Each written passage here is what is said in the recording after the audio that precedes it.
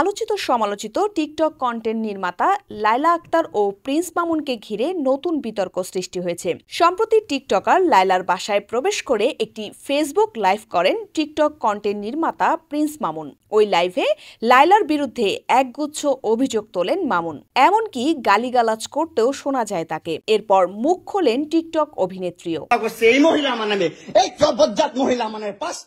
Prince Mamun ও লায়লা হকের মধ্যে এমন দ্বন্দ্ব যা সামাজিক যোগাযোগ মাধ্যমে তুমুল আলোচনার জন্ম দিয়েছে। এই দুইজন জনপ্রিয় অনলাইন ব্যক্তিত্বের সম্পর্ক অতীতে নানা উত্থান পতনের মধ্য দিয়ে গেছে। তাদের অতীত ঘনিষ্ঠতা ও একসঙ্গে বিভিন্ন ভিডিওতে উপস্থিত হওয়া দর্শকের মাঝে কৌতূহল তৈরি করেছিল। কিন্তু সাম্প্রতিক সময়ে নতুন করে শুরু হওয়া এই দ্বন্দ্ব আবারও তাদের ব্যক্তিগত জীবনের টানাপোড়েনকে সামনে এনেছে।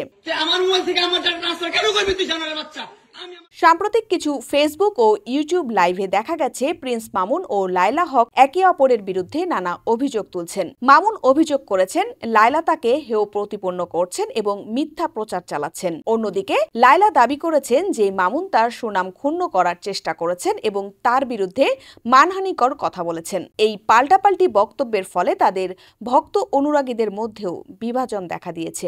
আমি কতটা ভালোবাসতাম, কতটা ভালো রাখার চেষ্টা করতাম।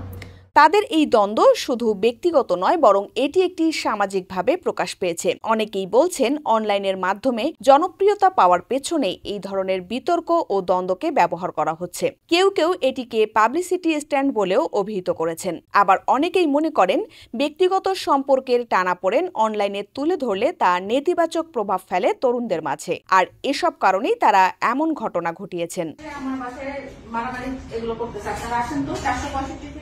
সব মিলিয়ে মামুন লায়লার দ্বন্দ্ব এখন শুধু একটি ব্যক্তিগত বিবাদ নয়, বরং এটি অনলাইন সংস্কৃতির একটি প্রতিচ্ছবি হয়ে উঠেছে এবং এই ঘটনাগুলো সামাজিক মাধ্যমে ব্যক্তিগত বিষয়ে প্রকাশের নেতিবাচক দিক এবং তার প্রভাব নিয়ে নতুন করে ভাবনার সৃষ্টি করেছে।